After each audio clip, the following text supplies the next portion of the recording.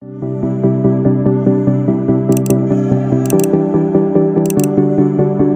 Suci Perjanjian Lama, Kitab Nehemia bab 5. Nehemia memperhatikan keluhan-keluhan sesama orang Yahudi. Maka terdengarlah keluhan yang keras dari rakyat dan juga dari pihak para istri terhadap sesama orang Yahudi.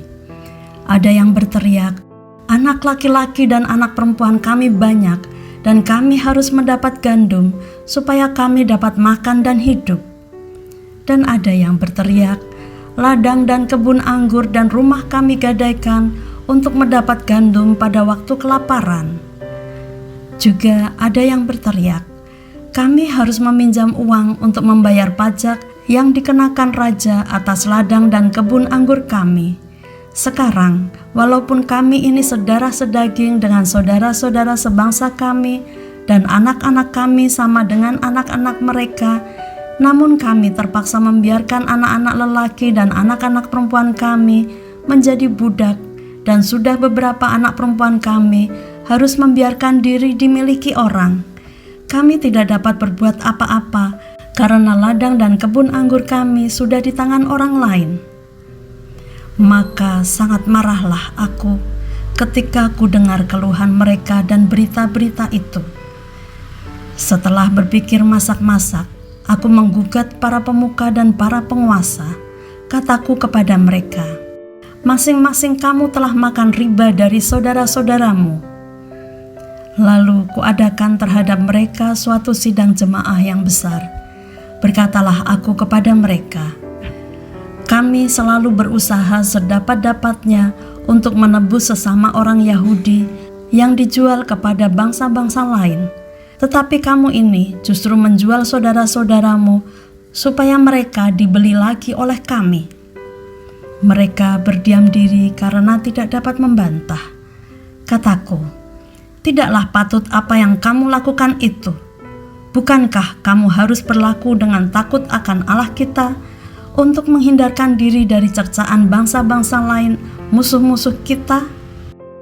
Juga aku dan saudara-saudaraku dan anak buahku telah membungakan uang dan gandum pada mereka. Biarlah kita hapuskan hutang mereka itu. Biarlah kamu kembalikan kepada mereka hari ini juga ladang mereka, kebun anggur, kebun zaitun dan rumah mereka. Pula hapuskanlah hutang mereka, yakni uang serta gandum, anggur dan minyak yang kamu tagih daripada mereka." Berkatalah mereka, "Itu akan kami kembalikan, dan kami tidak akan menuntut apa-apa dari mereka. Kami akan lakukan tepat seperti yang engkau perintahkan." Lalu aku memanggil para imam dan menyuruh mereka bersumpah bahwa mereka akan menepati janji mereka. Juga ku kebas lipatan bajuku sambil berkata, "Demikianlah setiap orang yang tidak menepati janji ini akan dikebas Allah dari rumahnya dan hasil jerih payahnya. Demikianlah ia dikebas dan menjadi hampa." Dan seluruh jemaah berkata, "Amin." Lalu memuji-muji Tuhan. Maka rakyat berbuat sesuai dengan janji itu. Sikap Nehemia yang tidak mencari keuntungan. Pula sejak aku diangkat sebagai bupati di tanah Yehuda, yakni dari tahun ke-20 sampai tahun ke-32 pemerintahan Artasasta, jadi 12 tahun lamanya, aku dan saudara-saudaraku tidak pernah mengambil pembagian yang menjadi hak bupati. Tetapi para bupati yang sebelumnya, yang mendahului aku, sangat memberatkan beban rakyat. Bupati-bupati itu mengambil dari mereka 40 sikal perak sehari untuk bahan makanan dan anggur. Bahkan anak buah mereka merajalela atas rakyat, tetapi aku tidak berbuat demikian karena takut akan Allah. Aku pun memulai pekerjaan tembok itu walaupun aku tidak memperoleh ladang. Dan semua anak buahku dikumpulkan di sana khusus untuk pekerjaan itu.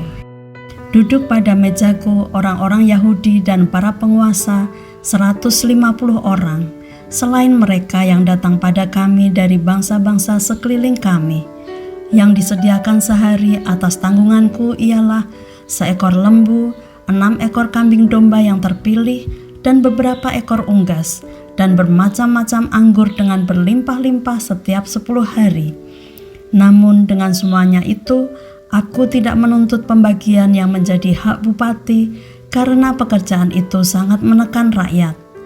Ya Allahku, demi kesejahteraanku, ingatlah segala yang kubuat untuk bangsa ini.